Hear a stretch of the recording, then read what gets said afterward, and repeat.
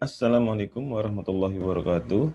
Kali ini kita masuk materi cache memory.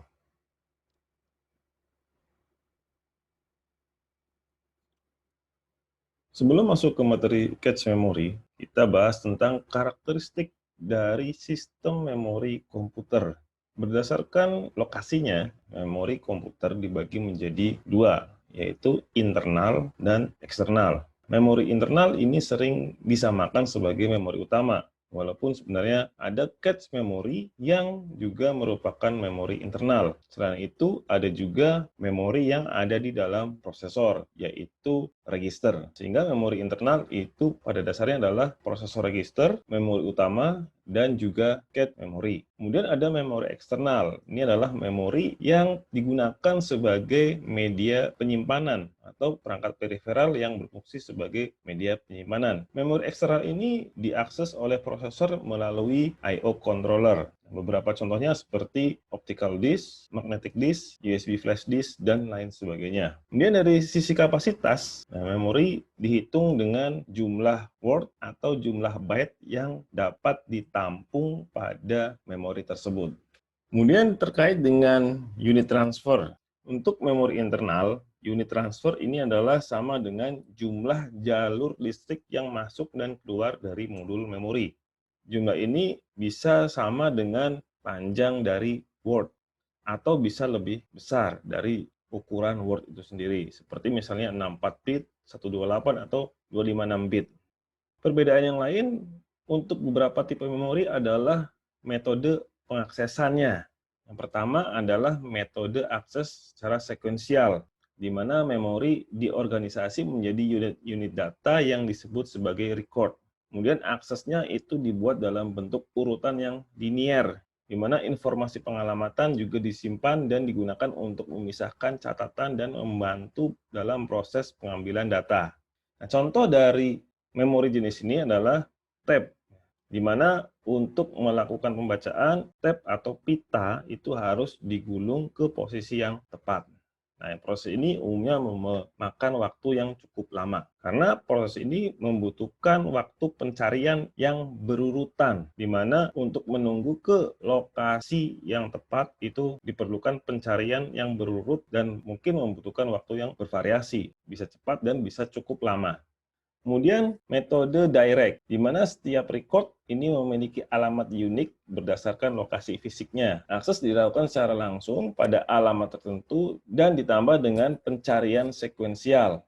Contoh dari memori yang menggunakan metode ini adalah memori jenis disk, seperti hard disk, kemudian CD, DVD, atau juga media penyimpanan yang lama yaitu disket, di mana akses dilakukan secara langsung pada alamat di lokasi track yang sudah ditentukan. Kemudian dilakukan pencarian secara sekuensial pada track tersebut. Metode ketiga adalah random. Setiap lokasi di memori sama memiliki alamat yang unik, kemudian waktu aksesnya konstan. Waktu akses ini tidak tergantung pada urutan akses sebelumnya. Akses yang sekarang juga tidak mempengaruhi akses data setelahnya. Setiap lokasi atau alamat data dapat dipilih secara acak untuk diakses. Contoh dari memori jenis ini adalah memori utama dan juga cache memory, serta beberapa memori yang sudah menggunakan semikonduktor. Kemudian asosiatif, ini adalah jenis memori akses acak atau random yang memungkinkan untuk mencari bit tertentu dalam satu word data. Contohnya adalah cache memory. Kemudian dari performa. Performa memori itu dihitung dari yang pertama adalah waktu akses atau latensi. Pada memori jenis random access, latensi dihitung dari waktu yang dibutuhkan untuk melakukan baca tulis, yaitu waktu dari saat alamat disajikan ke memori hingga saat data telah disimpan atau tersedia untuk digunakan. Kemudian untuk memori non-random access, latensi adalah waktu yang dibutuhkan untuk memposisikan mekanisme baca tulis pada lokasi yang dikehendaki.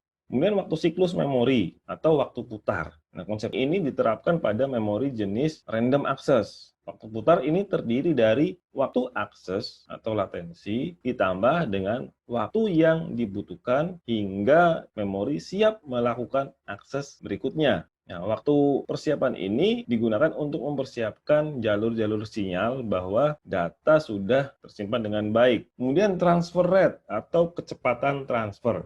Ini adalah kecepatan di mana data dapat ditransfer masuk atau keluar dari unit memori. Nah, untuk memori jenis random access, transfer rate ini adalah sama dengan seperwaktu siklus.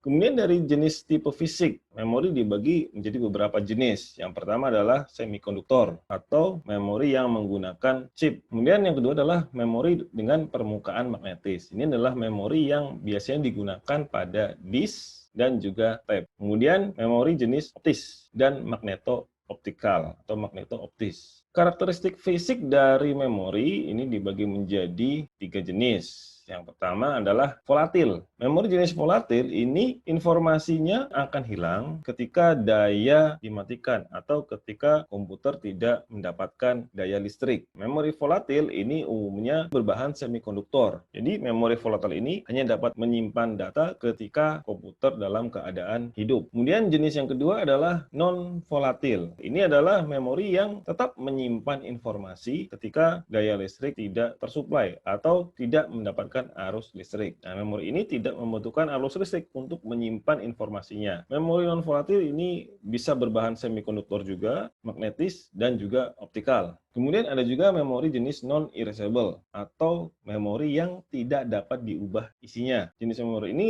jelas sesuai namanya tidak bisa diganti isinya kecuali dengan menghancurkan unit penyimpanannya.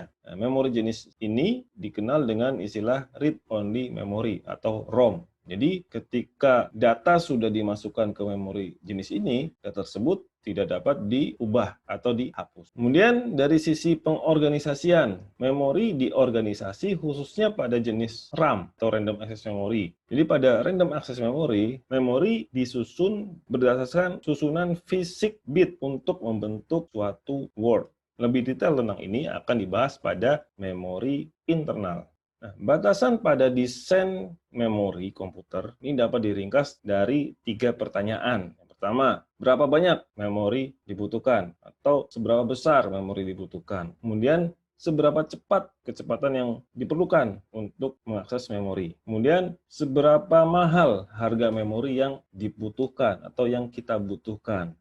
Pertanyaan tentang seberapa besar kapasitasnya ini mungkin sesuai dengan aplikasi atau data yang kita jalankan ya. Kemudian pertanyaan seberapa cepat ini lebih mudah dijawab sebenarnya karena untuk mencapai performa terbaik memori harus mampu mengimbangi prosesor. Artinya ketika prosesor sedang menjalankan instruksi yang diharapkan adalah prosesor tidak terlalu menunggu terlalu lama ya untuk mengakses memori. Pertanyaan terakhir ini yang perlu dipertimbangkan saat mendesain memori, di mana biaya memori ini harus masuk akal yang berkaitan dengan komponen-komponen lain.